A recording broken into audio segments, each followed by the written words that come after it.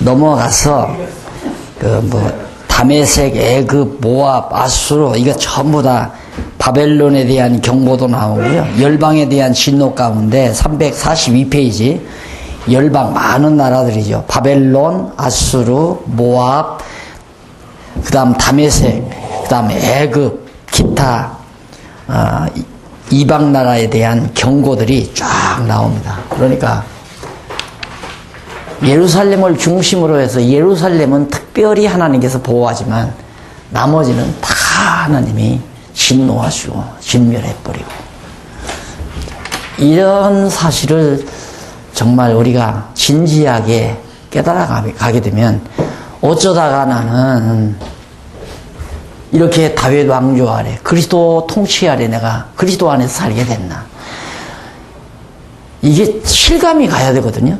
어떻게 내가 무슨 능력으로 무슨 공로로 내가 그리스도의 통치 아래서 살게 됐나, 그리스도 안에서 내가 살게 됐나, 이게 정말 한없이 감동스럽고 감사하고 이 마음이 우리에게 들어가야 되는데, 우리는 자꾸 좋은 일은 잠시 끝나잖아요. 그러니까 우리 인간이 타락성을 가지고 있기 때문에 하나님의 은혜를 깨달았을 때 감사합니다. 이번만 한번 하나님 살려주시면 내가 한평생 오직 주를 위해서 모든 일을 다 헌신하겠습니다. 이래놓죠. 건강 딱 해보면 내가 언제 그랬던가? 목사님 다음 주일은 못 나오겠어요. 뭐가 바빠요. 해외 오다를 좀 받아야 될 것 같아서 해외 나가게 되니 미안합니다. 주일날 안 나오죠? 안 나와서 목사님이 인사하면서 지난 주일날 안 나와. 네 목사님 죄송해요. 바빠서 요즘 상당히 바빠요. 그게 인간이에요. 그러니까 하나님께서는 그냥 놔두면 안 되잖아요. 깨닫게 징계를 해야 되잖아요. 이 징계받는 순간이 죄의 대가로 받는 게 아니라, 징벌은 죄의 대가니까 우리들은 죄의 대가는 그리스도가 받으셨어요. 그러니까 죄의 대가로 받는 벌은 우리에게 없죠. 그러나 깨닫게 하기 위한 채찍은 있는 거예요. 그리고 하나님의 채찍을 안 댈 수가 없잖아요. 채찍하면 곤고한 날이 오는 거죠. 배도 고프고 병도 나고 사업도 망하고, 그때 또 징징징징 울면서 매달리면 또 하나님께서, 그게 이제 사사시대에 일어났던 일 아니에요. 사사시대.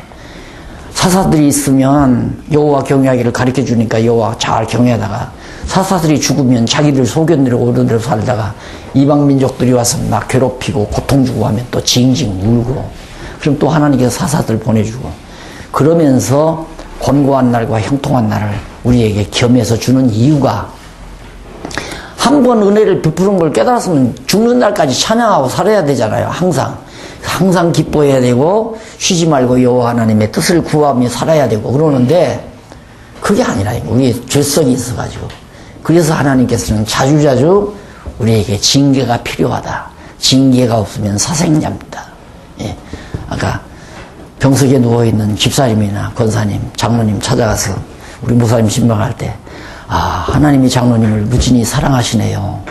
징계를 하시는 걸 보니까 정말 사랑하십니다. 말 되잖아요. 말이 되는 게 아니라 그게 진짜예요. 공연히 질병 주겠어요. 깨닫게 하기 위해서 질병을 주는 거죠. 예? 공연히 돈 손에 나게 하겠어요. 너 푼푼 돈 잘 돌아갈 때, 수입 좋고 잘 돌아갈 때 그 복음을 위해서 좀 쓰지. 만날 골프나 치러 다니고 왜 여행 간다고 비행기나 타고 돌아다니면서 좋은 호텔 잠자리나 하고. 그럼 하나님께서 징계로 너 그런 돈 있으면 좀 뺏겨봐라 하고, 친구들 마음속에 사단을 집어넣어서 사기치게 만들어가지고 동선을 하게 만들고, 그럼 울고 불고 중례 사안에 난리를 치고. 징계는 반드시 있어야 돼요. 그래야 매맞았다가 하나님께서 싸매주면 엉엉엉 울죠. 감동의 눈물이죠. 애기들이 잘못했을 때 부모가 회초리를 때려요. 때리면 삐져가지고 이제 나가 울잖아요. 울고 떼버려 돋버리는 거죠. 그래서 징징 울잖아요. 막 가서 이제 아버지가 막 배를 때리면 엄마가 가서 딱 끌어안고 와서, 아프니? 아빠가 널 사랑해서 때리는 거야. 너무 울지 마. 아빠가 널 너무너무 사랑한다. 엄마가 안아주고 사랑해주면 막 울음이 펑 터져버리잖아요. 이제 감동의 눈물이죠. 엄마 사랑에 대한 감동의 눈물. 우리에게도 그런 눈물과 감사가 북받치게 하시려고 하나님께서는 우리에게 징계를 자주자주 허락하신다는 것, 전제를 하고 사서야 됩니다. 이게 자기가 알아요. 아, 하나님의 여호와 하나님의 징계가 있을 법도 한 시대가 온다. 내가 하는 꼴 보니까 이제 그 정도 들어가면 징계를 안 맞죠. 그게 또 하나님께서 깨달음을 주니까 매맞을 때까지는 가지 않잖아요. 그래서 하나님께서는 이렇게 택한 백성, 예루살렘 거민을 중심으로 해서 모든 이방 열방들은 하나님이 다 진노해서 멸하신다. 그래서 대적에 대한 원수를 갚아주는 거죠. 우리가 인간이 세상 사는 동안 나를 손에 끼친 원수 있잖아요. 그 갖고 싶은 것 때문에 스트레스를 우리가 많이 받습니다. 그러잖아요. 저걸 고소를 해서 고발을 해서 감옥살이를 시킬까, 벌금을 매길까, 별 생각 다 하죠. 내가 직접 저거 해치울까, 주먹으로 한번 쥐어박을까, 칼로 한번 질러버릴까, 별의별 사악한 생각이 많이. 저거 어떻게 교통사고나 나서 안 죽어버리나 저거. 온 식구가 다 직사해버렸으면 좋겠다. 이렇게까지 인간의 사악성이 발동을 합니다. 그런데 이런 성경을 깨닫게 되면 구태여 내가 원수 갚으려고 할 거 없잖아요. 그게 다윗이 시시한 얘기입니다. 다윗을 죽이려고 쫓아다니는 사울이 계속해서 졸개들을 내리고 다윗 죽이려고 뒤따라 다녔잖아요. 근데 다윗은 어느 굴 속에 가서 숨어 있는데 숨어서 답답해서 나와보니까 굴 밖에서 사울과 군인들이 다 누워있단 말이에요. 잠들었어요. 그게 다윗을 따르는 무리가 딱 나한테 고개만 끄덕여 주십시오. 내가 그냥 저 사울 곁에 있는 창을 뽑아서 그냥 이마에 꽂아버리고 말겠습니다. 나 같으면 그래라. 해라. 이랬을지 몰라요. 그런데 다윗이 그럴 필요 없다. 그가 죽어야 될 사람 같으면 내가 왜 죽이느냐. 원수 갚는 것이 누구에게 있다? 하나님께 있다. 여호와에게 있다. 그렇게 여호와 하나님에 대한 인정, 여호와 하나님을 알고 범사의 그를 인정하고, 인정한다는 말이 야다란 말이에요. 안다란 말. 그러니까 여호와를 안다는 것이 지혜의 근본이라고 그랬잖아요. 그러니까 정말 여호와를 알고 지혜가 얻어진다면 나한테 어떤 해를 끼쳤다 할지라도 분노가 솟아서는 안 되죠. 솟아서는 안 되는 게 아니라 솟아나지를 않죠. 여호와를 안다면. 내가 원수 갚으려고 안 하는데 왜 분노가 일어나겠어요? 하나님이 원수 갚는 것이 하나님께 있다는데 그게 믿어져야 된다는 얘기죠. 그러니까 여호와를 아는 지식을 우리가 가진다는 건 매우 중요하고, 또 성도들에게 그걸 잘 알려준다는 건 참으로 우리의 중대한 임무고, 커나가는 우리 자녀들에게 여호와 경외하기를 가르친다는 것은 변호사 공부시키는 거, 법대 보내는 거 이유가 아니라면 가장 중요한 일이니까.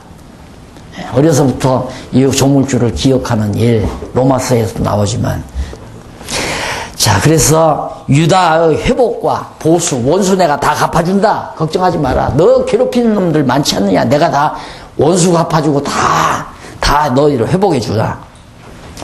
그러면서 이제 싸매줄 것을 이제 약속을 하죠. 이제 싸맨다는 얘기가 지금 제일 밑에 346페이지 제일 밑에 가로 없는 2번 싸매심에 대한 예언 아닙니까? 그 싸매심을 유다 회복하고 원수 갚아주고 유다 백성을 회복한다.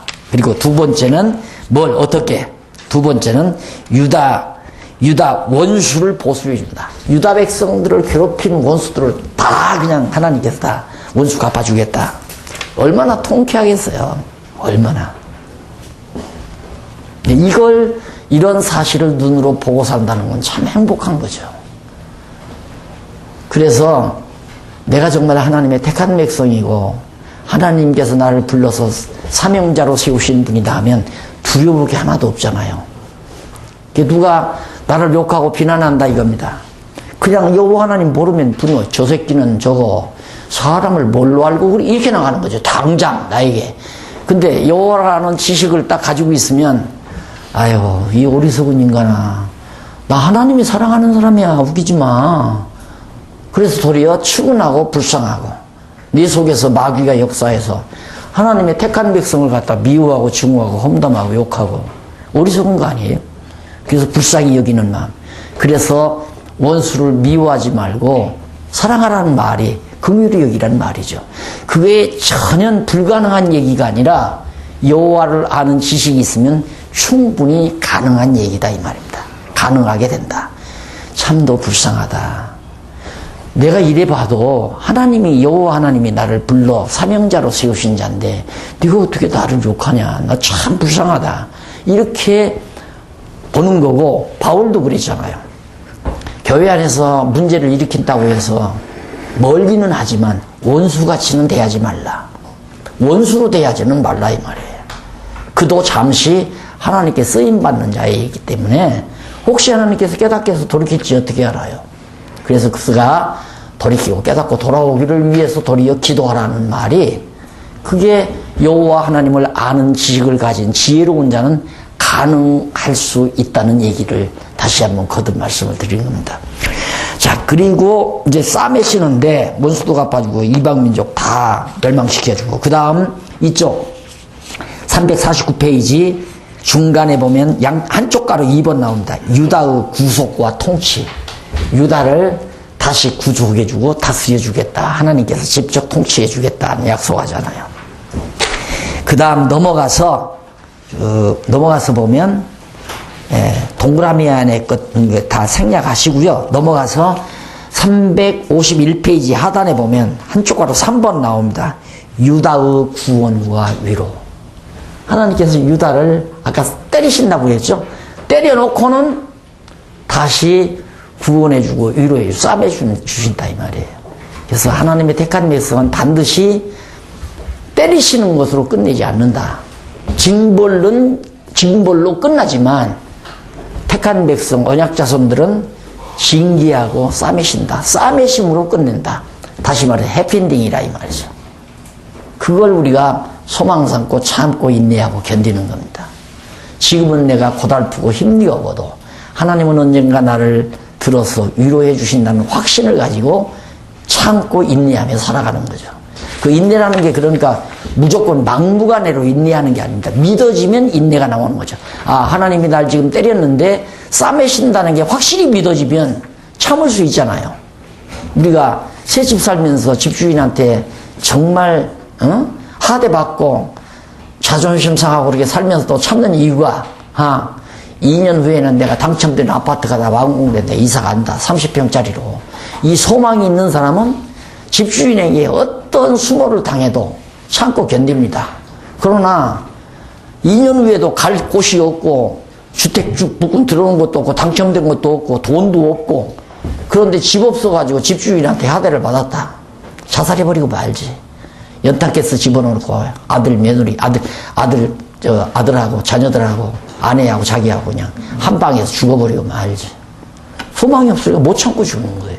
그러나 오늘 우리는 하나님의 싸매심이라는 위로라는 게 너무 분명하고 확실하니까 당장 지금 내가 어렵고 힘겨워도 하나님이 반드시 싸매신다는 이 소망을 가지니까 자연히 참아지는 거다.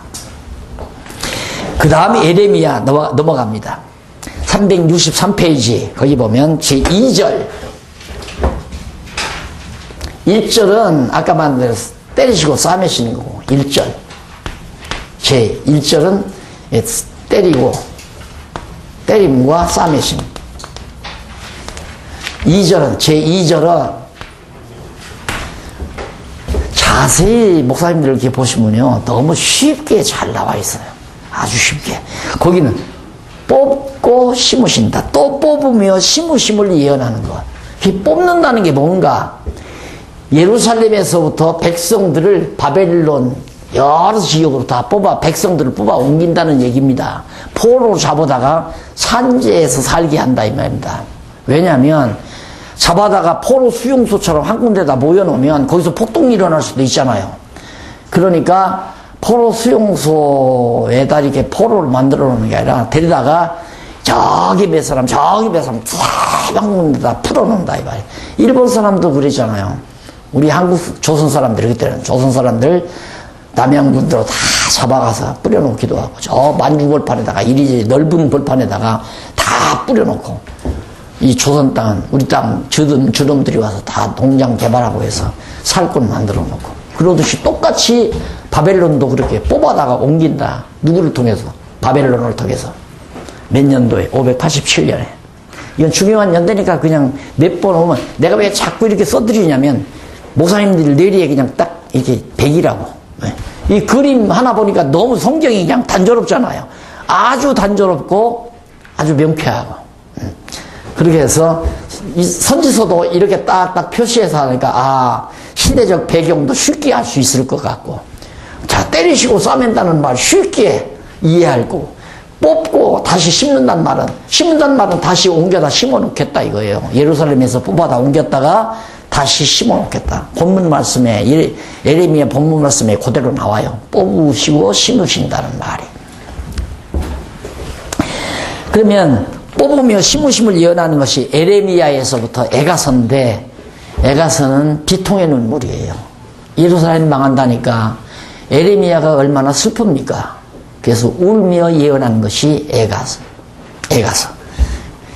그런데 우선 1장에서부터 29장까지가 354페이지 가로 없는 1번 뽑으심에 대한 예언, 사로잡혀 가심에 대한 예언이라 이 말입니다. 포로로 살펴가게 대한 예언, 책망과 멸망에 대한 예언하고, 그 다음 넘어가서 한쪽 가로 1번이 책망과 멸망에 대한 예언하고, 두 번째는 어디에 나오느냐면 357페이지에 나오죠. 재앙과 멸망에 대한 예언. 예루살렘에 막 재앙을 내리겠다 이거예요. 거듭 말씀드리지만 절대 그것은 징벌이 아니라 징계입니다. 그러니까 택한 백성 회복을 전제로 한 하나님의 섭리는 징벌이 아니고 징계다. 깨닫게 하기 위한 채찍이다. 사랑의 징계죠. 그러니까 징계는 참 좋은 거다. 징계가 없으면 사생자요 아들이 아니다는 얘기죠. 징계가 있다는 것은 아들이라는 것에 대한 분명한 증표고요. 그러니 징계를 받았을 때 내가 하나님의 아들이면 틀림없구나. 예를 들면 여기에 나는 박신대 김아무개 녀석 10살 먹은 놈이 아주 못된 짓을 해요. 그놈을 내가 때리겠어요? 그럼 때렸다가 그 부모한테 내가 무슨 망신을 당하라고? 안 때리죠. 아무리 못된 짓을 해도 때릴 수가 없죠. 폭력죄로 걸리려고. 그러나 내 새끼가 잘못하면, 내 새끼가 잘못하면 볼이라도 내가 때리잖아요. 너 그러면 안 돼 하고 때리네. 왜? 내 새끼니까.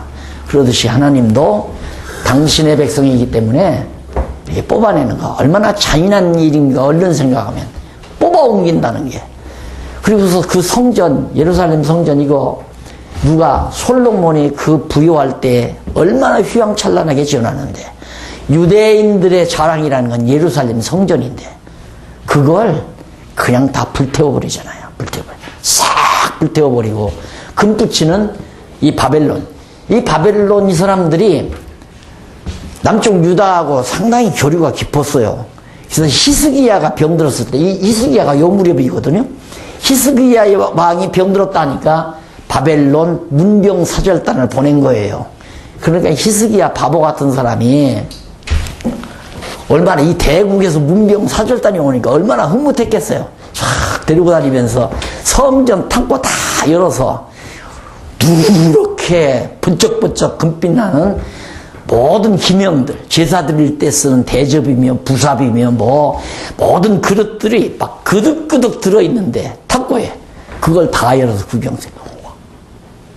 바벨론 문병사절단이 보고 입이 쩍 벌어진 거예요. 가서 다 보고했을 거니, 와, 대단합니다. 그 성전 창고에 가서 보니까 막 금으로 만든 게 그득그득 있고, 그 성전 자체가 안에는 벽이 막 금판으로 다 쓰여져 있는데 대단합니다. 그때부터 욕기를 품잖아요, 바벨론이. 시기만 있으면 들어가서 쳐서 예루살렘 멸망하고. 그러니까 여러분, 우분이라는 없는 겁니다. 아무도 믿으면 안 돼요. 하나님만 의지해야지. 여호와만 의지해야지. 잘 아는 놈, 의지한 놈이 잡아먹잖아요. 그러니까 되게 그러죠. 학교 후배가 고민하고 그러면, 야, 인마, 걱정하지 마. 나 선배 내가 있잖아, 인마. 그거 다 믿으면 안 돼요. 예? 후배가 심부름도 잘해주고 필요할 때 좀 잘 해드려야 선배지. 선배가 후배를 위해서 희생하려고 하는 선배가 없어요. 비교적. 물론 그런 분도 있겠지만 우리 박 목사님처럼 이렇게 목사님들을 위해서 정말 많은 재정을 투여해서 이렇게 희생도 하는 분이 있겠지만은 대부분은 이용하는 거죠.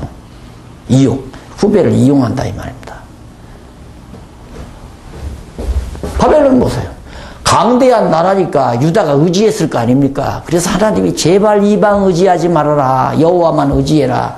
그런데도 이방 나라 바벨론 의지하다가 헌침을 당하는 거죠.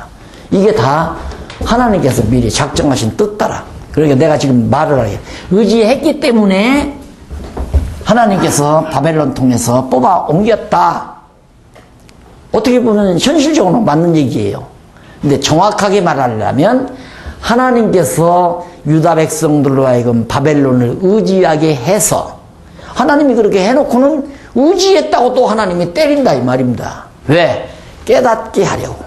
그렇게 이방 나라 의지하지 않고 여호와 하나님을 의지하지 아니하고 인간 나라를 의지하면 네가 이렇게 맞는 거다. 그래서 오직 여호와 하나님만을 경외하고 의지하고 살아라. 그걸 깨닫게 하려고 하나님께서 이렇게 각본대로 의지하게 해서 매맞게 매를 때리시는 거라 이 말이죠. 매맞고는 또 하나님께서 싸매주시면 헛거 굴고. 그래서 예루살렘으로 돌아와서 조금 더 이제 가면 나올 겁니다. 자, 그래 재앙에 대한 예언이 11장부터 14장까지 나오죠. 354페이지. 기근도 임하고 한재 이런 것들이 임하고 질병도 임하고 많은 재앙이 임합니다. 그래서 거기 보면 언약된 대로 재앙을 예언하는데 산업에 내릴 재앙, 모든 산업들이 핍절하게 돼버리고 그 다음 백성이 당할 재앙을 다 하나님께서 예언하게 만들고 재앙 중에서 구원을 간구하는 내용이 나오고 그 다음에 거기 조금 그 358페이지 중간쯤 좀 먹어서 보면 멸망에 대한 예언이 나오죠. 이게 뽑아내는 게 멸망이에요. 백성들을 옮겨다 놓고 예루살렘 성전 다 불쳐질러 버리고 벽에 모든 금판으로 이루어진 벽 모든 지성소 같은 건 완전히 사방이 다 금판으로 다 만들어져 있었으니까 그거 다 벗겨서 가져가는 거야. 바벨론이. 그리고 창구문 다 열고 금기명 다 가져가고 다 바벨론으로 옮겨가 버리죠. 그런데 재미난 것이 뭐냐면 갔다가 빼앗긴 그것이 그대로 다 가지고 옵니다. 이게 무슨 얘기냐? 뺏겨도 상관없어요. 내 건 내 것이 되는 거라 이 말입니다. 하나님이 정해놓으신 내 건 천하 없어도 내 것이 된다. 그러니까 욕심낼 것도 없고 억지로 내 것 만들려고 노력할 것도 없고 저 사람이 안 준다는데 기어코 고발을 해서 뺏을 필요도 없어요. 그러면 갖고 싶으면 가져라. 너. 그래도 내 것 같으면 언젠가는 돌아온다는 그 확신을 우리가 있으면 그렇게 하지만 확신이 없으면 고발해서라도 재판 걸어서 돈 들여서 뺏어와야죠. 내 것 찾아와야죠. 정말 여호와 하나님 살아계심을 믿고 알고 지혜만 있다면 세상 살기 참 편안하겠죠. 가만히 한번 생각해 보세요. 얼마나 스트레스 안 받고 편안하게 생겼는가. 그것이 철딱서니 없이 사는 겁니다. 철없이 사는 거. 때려도 웃고 뺏겨도 그냥 대항하지 아니하고 공격해와도 싸우지 아니하고 원수도 내가 갚으려고 하지 아니하고 그만하면 스트레스 없잖아요.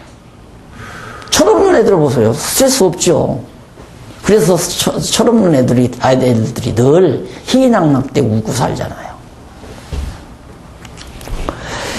그 다음 넘어가서 유다의 멸망에 대한 예언 359페이지 중간에 유다 멸망, 이제 멸망한다, 이제 망한다. 이것이 29장까지 나와요. 29장까지 나오고 그 다음에 넘어가서 30장에서부터 에가서까지가 361페이지 가로 없는 2번 하단에 나오죠.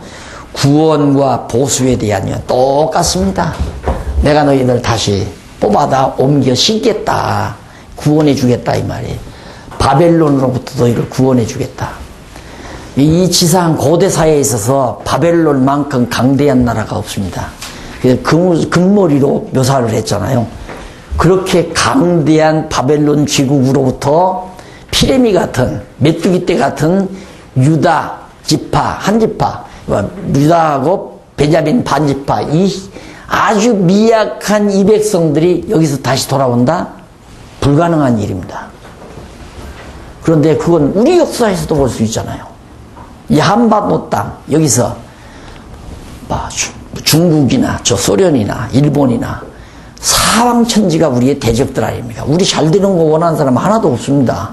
중국이 여기 뭐 핵무기 있는 거 싫어한다고 하면 우리 위해서 핵무기를 반대하는 게 아니에요. 여기 핵무기 있으면 자기들이 위험하니까 반대하는 거죠. 그것도 또 호시탐탐 어떻게든지 자기들 역사를 거쳐서 만주 땅 자기들 것이라고 주장을 해. 왜? 우리 힘이 강해지면 언젠가는 만주 땅 내놓으라고 우리가 나올까 봐서. 역사적으로 분명하게 우리 땅이거든요. 만주 땅에. 가서 보셨지만. 그런데 미리 다 위장시켜놓고 역사적으로 근거 자료 다 없애버리고 거짓하고 있잖아요. 우리나라가 이게 미약한 나라인데 이게 반도 막 떠가지고 한반도 땅 이게 여기 다 살아있을 존재가 아닙니다.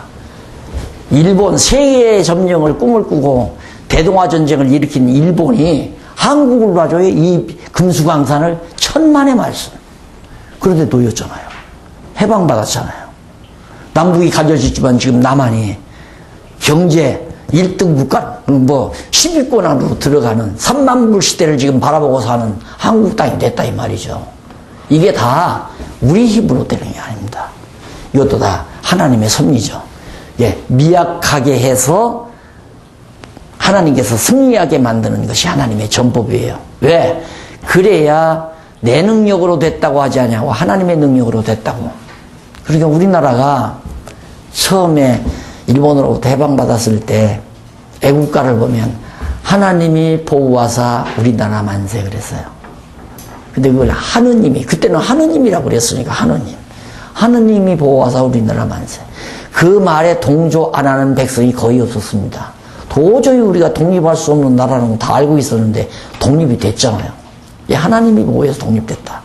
그래서 초기에는, 해방 초기에는 정말 다 하나님 믿고 하나님 의지하고 대통령도 하나님 믿는 이승만이가 대통령 되고 그러는데 지금은 아랑곳 없잖아요. 네, 아랑곳. 하나님이 보호하사가 아니라 우리가 잘나서 우리가 경제정책 잘 펴가지고 박정희 대통령이 새마을운동 잘해서 네, 그래서 우리나라 경제발전이 이루어졌다 그러지 하나님이 보호해서 다 잊어버린 거예요. 그러면 어떻게 해야 되겠어요? 하나님이 보호해서 됐다는 거 알게 하려면 또다시 중국의 침략을 당하든가. 그렇게 되라는 얘기는 아닙니다. 예를 드는 거죠. 중국의 침략을 당하든가 이북의 침략을 당해서 완전히 그냥 황폐가 되어버려서 남한 북한 할 것 없이 완전히 초토화 되어버려가지고 거지들이 우글거리는 나라가 됐다가 도저히 소생할 수 없는 나라로 만들었다가 하나님께서 다시 일으켜 주어야 하나님이 우리를 보호하셨습니다. 또 깨달을 거 아니에요. 그래서 하나님은 역사를 항상 곤고한 날과 형통한 날을 겸해서 섭리하신다는 거. 우리 욕심 같아서는 그냥 우리 안에 죽을 때까지 그냥 형통한 날만 계속 있었으면 얼마나 좋겠어요. 그러면 하나님이 어디 계시냐 이러는 건 너무도 분명하니까 하나님이 그렇게 안 하신다. 왜? 육체의 소욕을 우리가 가지고 있는 한 절대 안 됩니다. 그래서 우리에게는 반드시 징계가 필요하다. 그래서 유다 백성 징계에 대한 아니죠. 구원과 보수 3장 30장부터 구원과 보수에 대한 우리를 구원해주고 원수갑해주겠다. 그 말은 유다를 예루살렘을 다시 회복시켜주고 원수를 갚는단 말은 보수한다는 원수 갚는단 말인데 바벨론 멸망시키겠다 이 말이에요. 그게 가능한 얘기입니까? 바벨론이 왜 망해요? 안 망해요. 그 강대한 나라가 왜 망해요? 그런데 망했어요. 에레미야 예언대로 망한다 이 말입니다. 어떻게 해서? 강대하게 만들어 놓고 이 강대한 바벨론이 가장 연약한 메대 도성국가, 조그마한 국가예요. 도성국가. 하나의 도성으로 만들어진. 도성국가 메대가 바벨론에게 대든 거예요.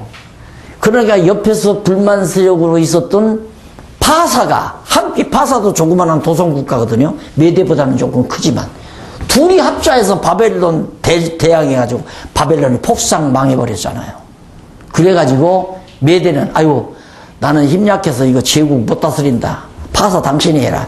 그래서 페르시아 제국이 후대에 일어나게 됩니다. 이 과정이 이제 다니엘 후세, 에스겔 다니엘 후대에 이제 나타나는 일이지만, 하나님께서는 이렇게 망할 자를 강하게 만들어 놓고 약한 자를 통해서 강한 자를 멸망시키는 거다. 그래서 바울도 그랬죠. 하나님께서는 약한 자를 들어서 강한 자를 부끄럽게 하고, 또 미련한 자를 들어서 지혜롭다고 자부하는, 세속적으로 지혜롭다고 자부하는 자들을 부끄럽게 하시는 하나님이다. 왜? 하나님이 하신다는 걸 깨닫게 하기 위해서. 그러니까 바울이 그랬죠. 나 약할 때 내게서 그리스도가 강하다 하는 말은, 내가 정말 힘없고 나약해졌을 때, 아, 승리의 날이 오는구나. 너무 분명하고 확실한 일입니다. 근데 내가 힘이 있다. 야, 이만하면 내가 왜 망해? 정말 하나님의 택한 백성이라면 망할 날이 가까이 온 사람입니다. 예. 그게 힘이 있고 평화로, 여유 있다고 해서 오만 방자하고, 야, 내가 그래도 사업 기술이 대단하고 내 실력이 대단하다 해서 어디 가도 큰 기침 똥똥하고 오만 방자하고 자만 부리고 여호와 하나님 다 잊어버리고 멸망해. 이 징계의 날이 가까운 거예요. 예. 강할 때는 망할 것을 생각해야 되고, 약할 때는 승리할 것을 생각하는, 도저히 인간 계산으로 인간적인 수학적 머리로는 이해가 안 가는 얘기죠. 근데 하나님이 그렇게 해야 누가 드러나니까? 여호와 하나님의 능력이 드러나니까. 하나님은 꼭 그렇게 섭리하신다. 그래서 에레미야 선지자를 통해서 뽑으시고 심으심을 예언하면서, 내가 너희들은 다시 70년이 지나면, 에레미야서에서는 바로 70년을 딱 못 박아요. 딱 70년. 왜? 70년이 차면 돌아온다라고 해야 정말, 돌아올 때, 야, 그 에레미야 선지자가 예언한 대로 됐구나. 정말 하나님이 우리를 뽑았다가 하나님이 우리를 옮겨다 심는구나. 그렇게 생각하지, 아니면, 야, 정말 고레스 왕이 너무너무 고마운 사람이야. 고레스 왕이 바벨론 멸망시켜버리고 고레스 왕이 칙령을 내려서 우리 예루살렘으로 돌아가서 자기 신 섬기라고 칙령을 내려서 우리가 지금 돌아왔다. 고레스 왕을 찬양했을 거 아닙니까? 그러니까 하나님은 그러지 않게 하기 위해서 70년이라는 한계를 정확하게 에레미야 선지자로 하여금 예언하게 하고, 70년 기간이 딱 되니까 갑자기 망할 수 없는 바벨론이 조그만한 도성국가 힘없는 메데파사에게 완전히 폭삭 망하게 만든다. 그래 놓고는 갑자기 고레스 왕이 딱, 고레스 황제가 등장하면서, 생각해보세요. 고레스가 조그만한 그 파사 나라라는 조그만한 도성국가인데, 이 국가가 어떻게 바벨론이 통치하는 이 모든 그 넓은 지역의 모든 제국들을, 나라들을 어떻게 통솔하느냐 이 말이에요. 그러니까 하나님께서 고레스에게 지혜를 준 거예요. 아, 이들을 내가 다 억지로 권력으로 다스리려고 할 게 아니라 다 돌려보내자. 각각 자기 나라로 돌아가서 자기들 신을 섬기고 살게 하자. 그러니까 바벨론 신 섬기지 말고, 바벨론 신은 바벨론 때 바벨론 느부갓네살 왕이 자기 신상 만들어 놓고 거기다 절하라고 했잖아요. 파사 왕은, 고레스 왕은 그거 안 했어요. 하지 말고. 고레스 왕 자기 신상 만들어 놓고 여기다 절하라 할 거 아니라, 다 모든 민족들은 자기 고토로 돌아가서 각자 자기들의 신을 섬기면서 살아. 그래서 칙령이 첫 번째 식. 그래가지고 그 제국을 그렇게 다스렸잖아요. 자유를 딱 선포해버리니까. 그래서 파사 제국이 이제 휴생해가지고, 파사 제국에서 약속대로, 에레미야가 예언한 대로 바벨론이, 생각도 못했던 바벨론이 망해버리고 마는 역사적인 사건이 일어나게 되는 겁니다. 자, 이렇게 해서 이제 패망을 하게 됐는데, 넘어가서 패망 예언이 성취되고 예언대로 다 패망하게 됐고, 쭉 넘어가 보면 365페이지에 보면 보수를 통한 위로가 나오는데, 열방에 대한 보수. 열방이란 바벨론 제국 치하에 있는 모든 나라들에게 하나님께서 보수하는 거죠. 또 바벨론도 보수. 그래서 애굽, 그 다음 블레셋, 기타 나라들 전부 다 하나님께서 원수를 갚아버리고 바벨론에 대한 보수, 바벨론을 멸망하고 그다음 바벨론 보수 약속, 바벨론 원수 갚을 것, 바벨론 자락상 이런 것들이 367페이지에 쭉 나오잖아요. 그리고 넘어가서 368페이지에 한쪽 가로 4번에 보면 언약의 성취 간구, 예레미야가 하나님께서 이렇게 언약한 대로 회복시켜준다고 하나님이 언약에서 내가 그렇게 예언했습니다. 그렇게 예언대로 꼭 유다 백성들이 다시 고토로 돌아와서 회복시켜달라고 간절히 눈물겹게 울면서 애도 슬퍼하면서 하나님께 기도하는 슬픈 노래를 부르는 내용이 바로 예레미야 애가서입니다. 그 슬픈 내용을 보면 보수에 대한 하나님이여 예루살렘을 와서 불쳐지르고 백성들 다 사로잡아간 저 원수들을 갚아주십시오. 그리고 기도합니다. 그러면서 순환에 대한 간구, 우리가 너무너무 많은 순환을 당합니다. 구원에 대한 간구, 구원해 주십시오. 회복에 대한 간구, 반드시 다시 옮겨다 심어주십시오. 이런 간구들이 나오는 것이 예레미야 애가서예요. 슬픈 노래로 애가서를 예언하는 내용이 바로 애가서입니다. 이렇게 해서 예레미야 애가서까지 여러분에게 다 소개를 해드렸는데, 자 이제 총정리하고 끝을 내십시다. 다음 시간에 와서 에스겔, 다니엘 그리고 소선지서하고 신약으로 넘어갈 거니까 다음 시간에는. 그러면 여기서 보면 대선지자 둘이 나왔잖아요. 이사야와 예레미야. 이게 가장 핵심적입니다. 뭐냐면 북이스라엘이 망할 무렵과 징벌을 받아 망할 무렵과 남쪽 유다가 징계를 받아 이방으로 뽑혀갈 일, 이 중대한 일을 놓고 바로 직전에 이사야 선지자를 통해서 남쪽 유다를 향해서 예언하고, 당연히 망하는 것이 북쪽 이스라엘이니까 아까 말한 대로 북쪽 이스라엘을 향해서 예언해야 되는데 깨닫고 돌아와 고침받으면 안 되니까 이들에게는 말씀을 깨닫지 못하게 해요. 그래서 선지자를 안 보낸단 말입니다. 그러니까 저는 이제 제가 무슨 선지자라는 얘기가 아니라, 그래도 목사님들이 이제 듣다시피 어떻게 한국에서 500년 개신교 역사 가운데 그렇게도 바라고 기대하던 성경의 통일성과 논리적 통일성과 하나님의 말씀에 대한 확증, 이것이 한국교회를 향해서 이렇게 터져나오게 만드나.